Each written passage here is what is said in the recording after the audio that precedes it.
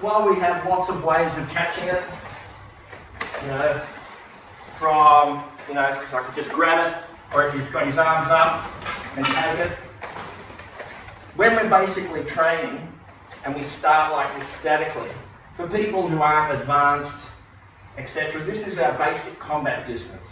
So while it's an entry to a throw, or an entry to a go behind,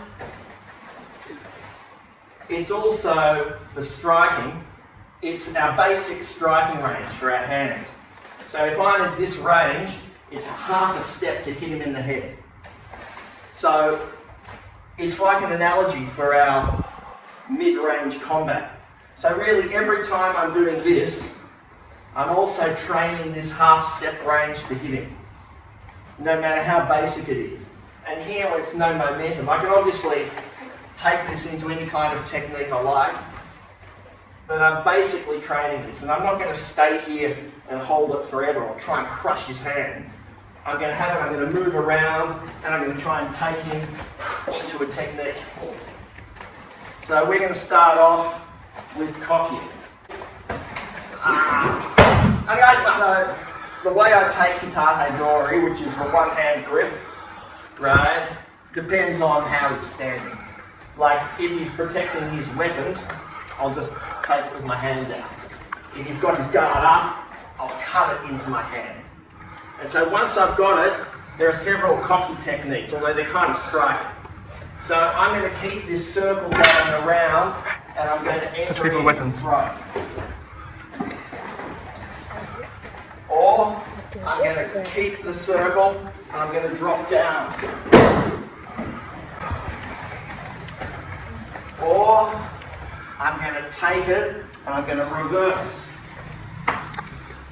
and break his arm. Or I'm going to take it, and I'm going to swap the grip, elbow lock. So try those, just whichever's comfortable. They all work well. I can also finger lock him. We don't do it for nothing. Like if I've got a beginner, like I'll just grab them and I won't take advantage. But we don't do it because it's not a powerful thing to do. It's a transitional thing to do. But we start at this range. Because that range, look, you can punch me, he's just out of range. Half a step forward, he's going to hit me. So I'm always training that range. So that even if I'm semi-conscious, I've got my eyes closed, I'll know where he is. And I'll be able to hit him. You know, it doesn't matter how injured I am. I'll know where he is. And you have that perception here. I know where his leg is, just by this hole. Here. So I'm not suggesting you practice with your eyes closed, but that's the kind of perception you want. So I'll go to hit him, the hand comes up, I'll cut it down, I'll do a technique. If he strikes me with that hand, I'll grab the other hand, boom. And I can finish any way I like. So here, that's the basic.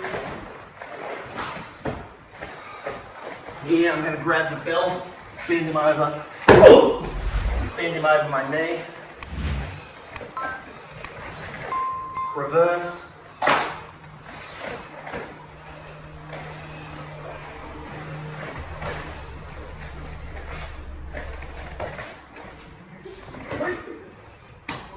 finish. Like there's lots of finishes. Obviously, I can do that from any attack.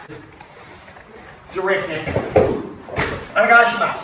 So, the three basic cockies, if he's striking at me, I get out of the way, same as before, basic technique. I can do any of those finishes we did before. The other one is I pierce through, down, which is pretty harsh.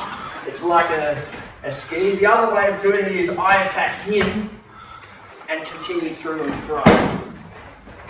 The third one is I just strike him and finish. So for example, I strike, throw, by piercing through. But right now we're just going to do this. He attacks, I'm going to cut through here. Now if he's at this kind of range, long range, I'll have to step in. And that'll kind of cut his head off. If he's coming in deep, I won't really have to move. And then I'll follow up while he's on the ground.